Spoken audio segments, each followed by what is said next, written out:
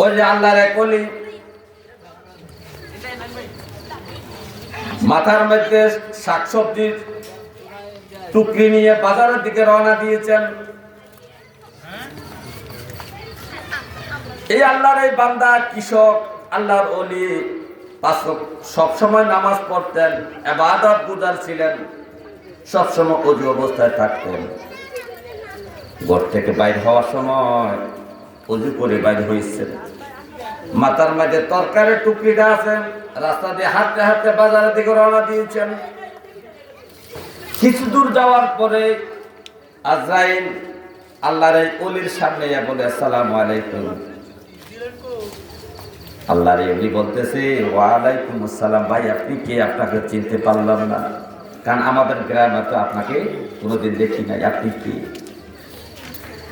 আজরাইল পরিচয় দিতেছে, আল্লাহর বান্দা, আল্লাহর ওলি, আমি আজরাইল, আপনার জান কবজের জন্য আসছি। জান কবজের জন্য আসছি। তখন আল্লাহর এই বান্দা সুন্দর করে মুস্কি হাসি দিলেন, আলহামদুলিল্লাহ, আলহামদুলিল্লাহ। আজরাইল ভাই, আপনার অপেক্ষায় তো আমি ছিলাম, আমি প্রতিটা দিন আপনার অপেক্ষায় আমি থাকি, কখন আপনি আমাকে নিতে আইবেন। আর আমি কবরে যাইব, আমার মালিকের দিদার অর্জন করব, আমার নবীর দিদার আমি অর্জন করব, জান্নাতের নাজ নামাত আমি ভোগ করব, কখন আপনি আমাকে নিতে আসবেন। হে আজরাইল ভাই, এই যে দেখেন আমার মাথার মধ্যে তরকারির টুকরিটা আমি জমিনে রাখলাম, এই যে আমার গলার মধ্যে গামছাটা দেখছেন, এই গামছাটা সবসময় আমার গলায় থাকে। যখন আজান হয়ে যায় সাথে সাথে আমি যেটাই থাকি সেটাই গামছাটা বিছাই আমি নামাজ পড়ে নিই। গামছাটা আমার হলো যায় নামাজ। আজরাইল ভাই, আপনার কাছে আমি 2 রাকাত নফল নামাজ পড়ার একটু সুযোগ চাই। আমি ওযু নিয়ে ঘর থেকে বাইর হয়েছি। বিগত জীবনে আমি যে নামাজ পড়েছি, জিকির আজকার দুরূদ শরীফ করেছি, আমল আখলাক করেছি, এগুলা যদি আমার ইবাদত কবুল নাও হয়, তবে আমার একটা আশা, আমি বিশ্বাসদার হালত অবস্থা যদি মৃত্যুবরণ করতে পারি। এই জন্য আপনার কাছে আমি 2 রাকাত নফল নামাজ পড়ার সময় চাই। অথচ তার মৃত্যুবরণ করার সময় এখনো হয় নাই, আরো 2 মিনিট বাকি আছে। আজরাইল বলতেছে, আচ্ছা ঠিক আছে, আপনি যা আচ্ছা পোষণ করেছেন আপনি শুরু করেন। আল্লাহর বান্দা গামছাটা গলা থেকে নামাইয়া যায়, নামাজ বানাইয়া পশ্চিম দিকে ফিরিয়া নামাজের নিয়ত করেছে। আর একে বলে দিয়েছেন, আজরাইল ভাই আমার সাজদা অবস্থা জানটা কবজ করিয়ে। কেন আজরাইল ভাই জানটা কবজ করবেন? সাজদা অবস্থা জানেননি? আমার বিগত জীবনের আমলগুলা যদি আল্লাহ কবুল না করে, কিন্তু আমি একটা উসিলা আল্লাহর কাছে ধরতে পারবো, রাব্বে কারীম আমি কিন্তু মুসলমান, আমি পবিত্র অবস্থায় ওযু অবস্থায় আমার জান কবজ হয়েছে আপনার কদমের সাজদা অবস্থায়। এই সাজদা অবস্থায় জান কবজ হওয়ার কারণে আল্লাহ আমার জীবনের গুনাহগুলো মাফ করে জান্নাতের ফয়সালা দিয়া দেয়। সুবহানাল্লাহ, সুবহানাল্লাহ।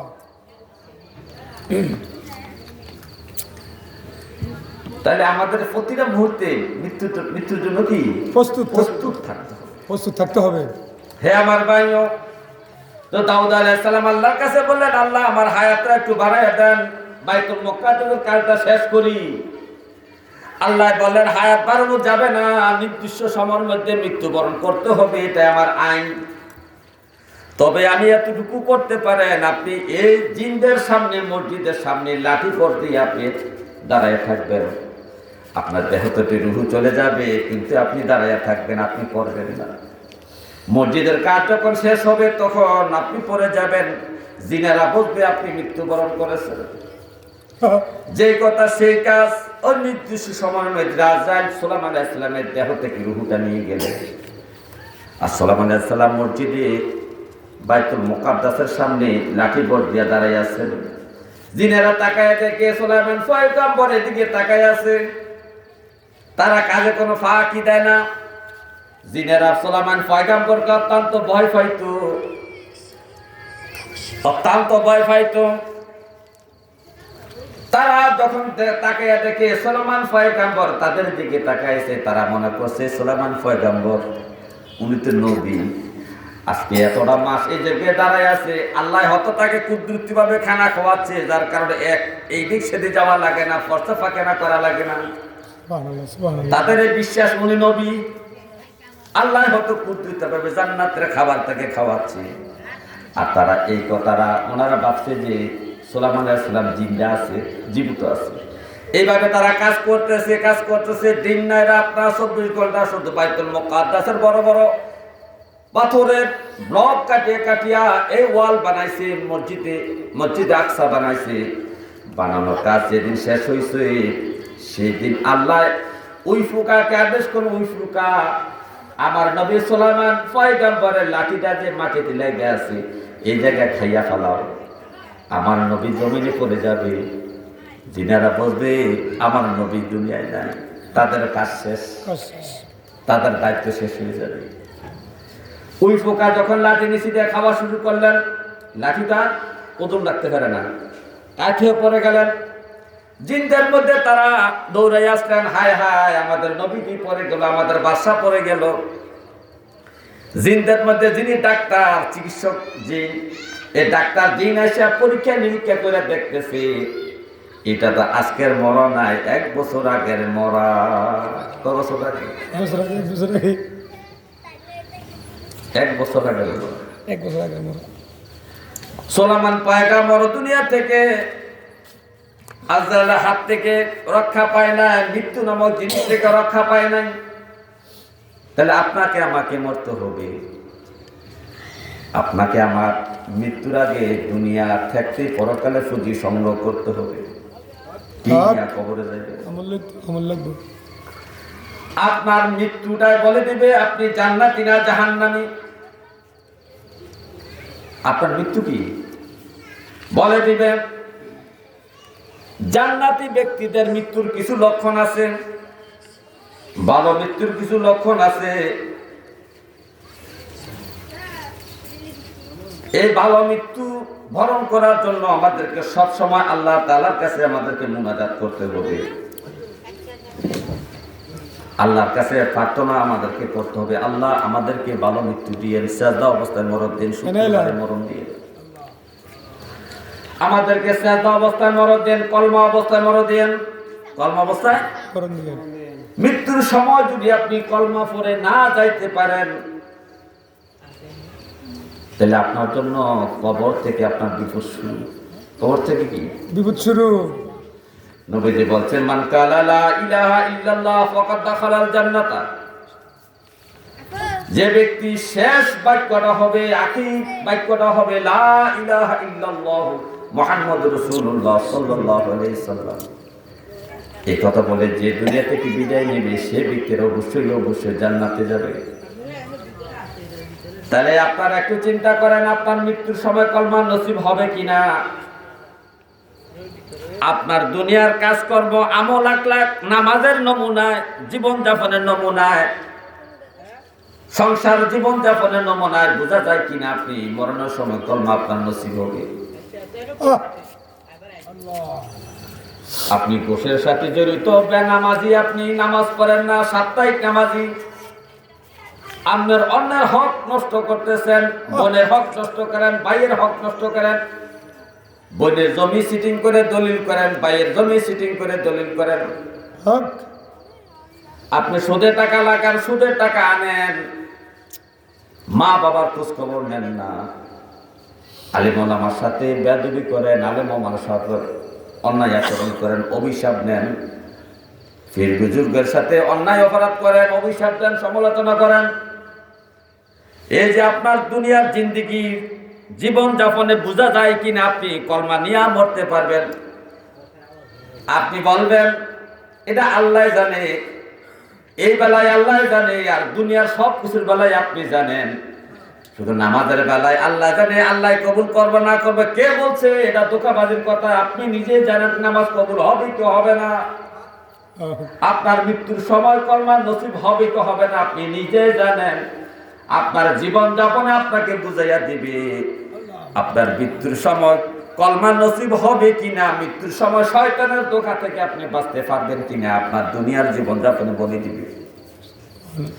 যে ব্যক্তি 5 ওয়াক্ত নামাজি, হালাল খায়, সুদের সাথে জড়িত নয়, মা বাবার দোয়া যাদের প্রতি আছে, যারা স্ত্রীর হক আদায় করেছে, যাদের যে স্ত্রীরা স্বামীকে ভালো বলে সার্টিফিকেট দেয়, সমাজের মানুষ যাকে ভালো বলে, যে রমজানে 30টা রোজা রাখে, উপযুক্ত হওয়ার পরে হজ করেছে, উপযুক্ত হওয়ার পরে যাকাত দিয়েছে, জিকির আজকার বেশি বেশি করেছে, তালিম নিয়েছে, তালিম তরবিয়ত নিয়েছে, ওই সমস্ত ব্যক্তিদের মৃত্যুর সময় আজরাইল আসবে। হাজার হাজার লক্ষ লক্ষ অসংখ্য অসংখ্য কোটি কোটি ফেরেশতা নূরানি চেহারা নিয়ে আপনার চতুর্দিকে বসে যাবে রূহ নেওয়ার জন্য যেদিন আসছে। সুবহানাল্লাহ, সুবহানাল্লাহ, সুবহানাল্লাহ। আপনার চতুর্দিকে ফেরেশতারা বসে যাবে, তালকিন করবে, তাসবিহ তাহলিল জপবে। আর দুনিয়া থেকে নবী বলেছেন লাকিনু মাউতা লা ইলাহা ইল্লাল্লাহ। একটা মানুষ যখন মৃত্যুবরণ করার জন্য সাকরাত চলতেছে, তখন তার কানের কাছে যাইয়া অথবা একটু দূরবর্তী অবস্থায় তুমি একা একা কলমা শরীফ পড়তে থাকো। তোমার কলমার আওয়াজটা শুনে হয়তো বা সে কলমাটা পড়ে নিতে পারে। ওই দিক দিয়ে ফেরেশতারা তাসবিহ তাহলিলের মজমা জমাইছে, আর আপনাকে সুসংবাদ দিচ্ছে। কিতাবের মধ্যে আছে, মাইমুনা নামক এক মহিলা সাহাবী প্রশ্ন করছেন, ইয়া রাসূলুল্লাহ, মানুষ রাতের বেলা নাফাক হয়ে যায়, এই নাফাক অবস্থায় ঘুমানো ঠিক হচ্ছে কিনা?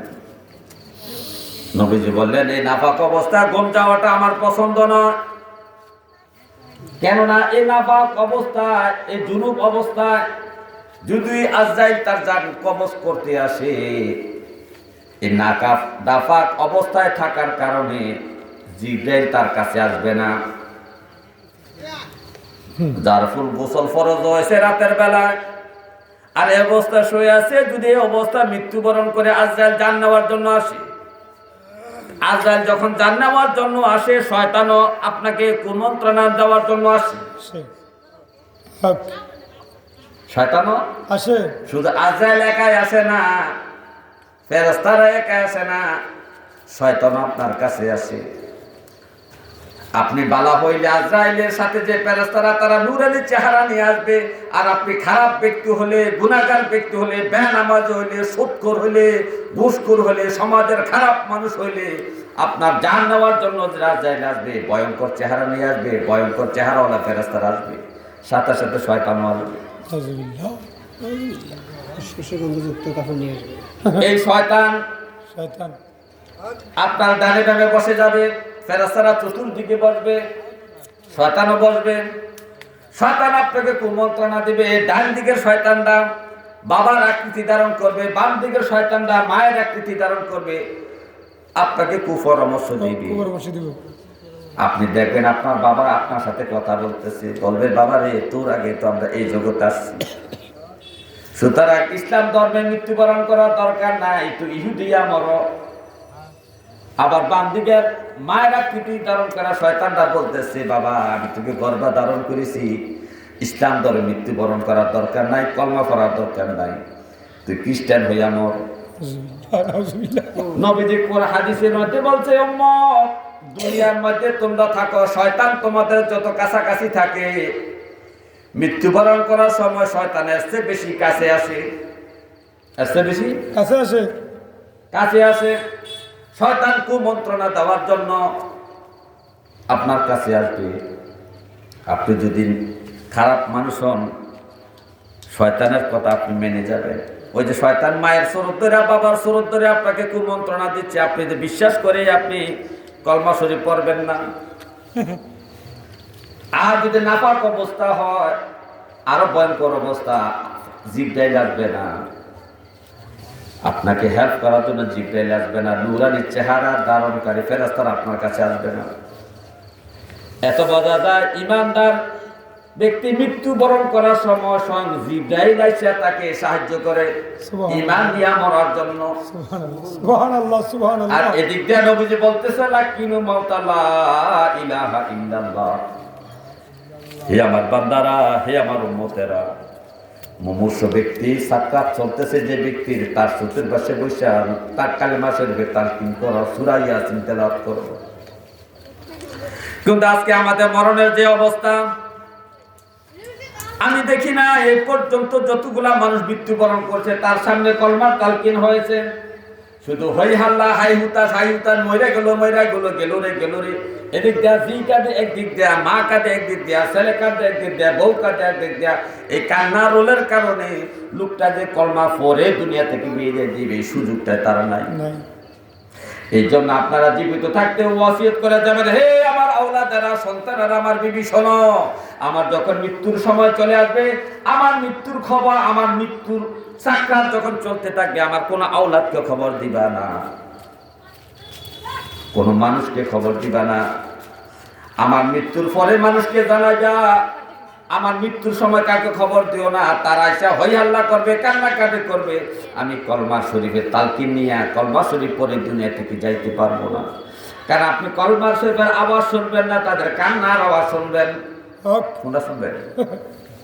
বুঝতে পারছেন? গভীর মনোযোগ। এই জন্য ওসিয়ত করে যাবেন, আমার মৃত্যুর সময় হই হাল্লা করা যাবে না। আরেকটা জিনিস করবেন, বিলাপ। মৃত্যুর পরে বিলাপ করা হারাম, কিন্তু সুখ প্রকাশের জন্য আপনি মনে মনে কাঁদা আপনার জন্য ওয়াজিব। আপনি মা বাবার জন্য সুখ প্রকাশ করবেন, বিবির জন্য, স্বামীর জন্য, ছেলের জন্য সুখ প্রকাশ করবেন।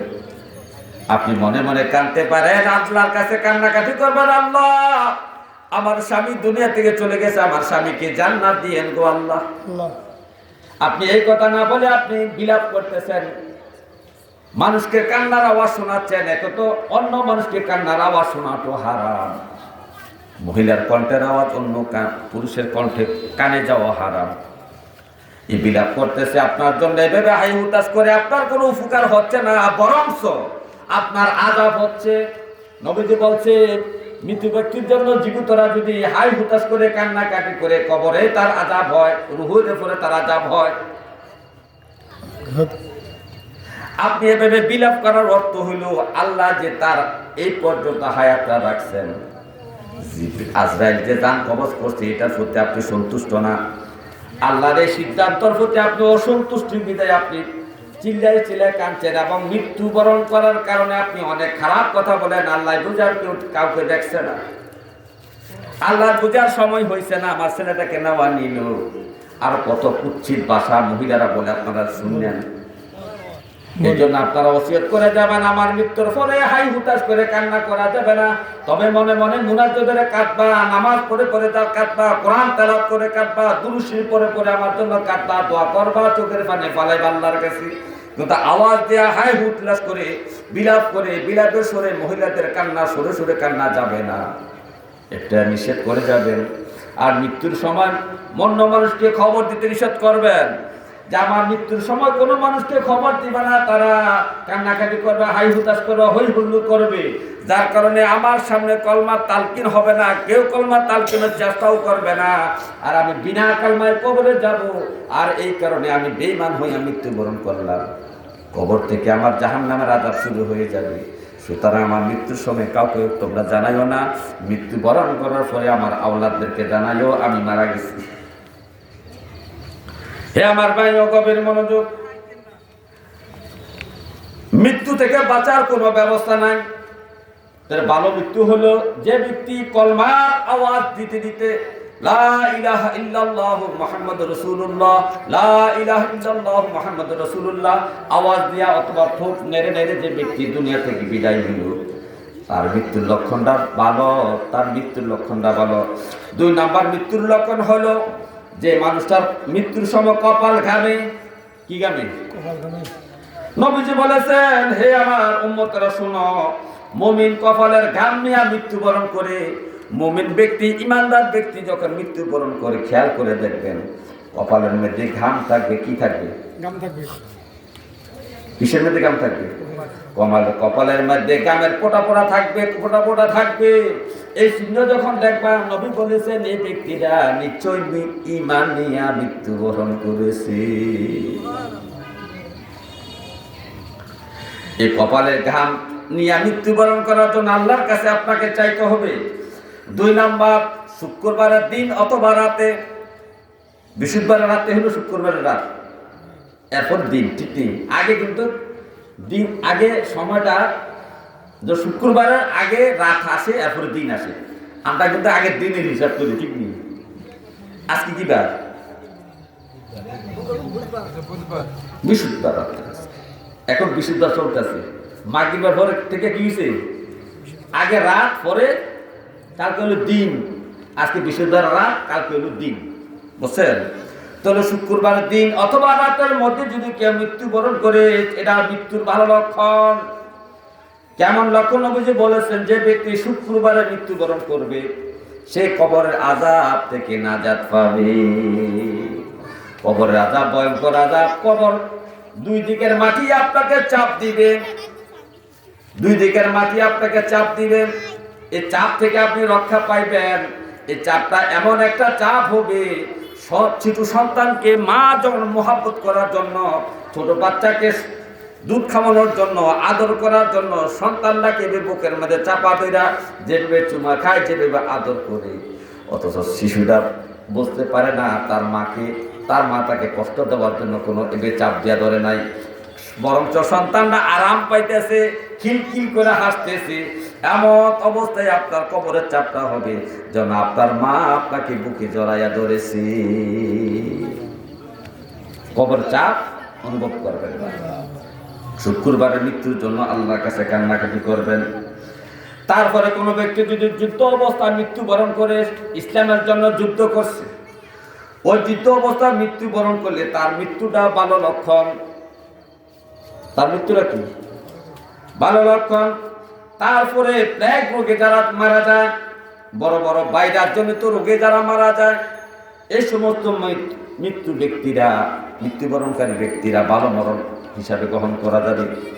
পেটের রোগে, পেটের পীড়ায়, পেটের বেদনায়, পেটের আঁতুল যদি পচে গেছে, ডায়রিয়া হয়েছে, কলেরা হয়েছে, পেটের রোগে, পেটের ব্যারামে যে ব্যক্তি মারা যাবে তার মরণটা ভালো। যে ব্যক্তি পানিতে ডুবে মারা যায়,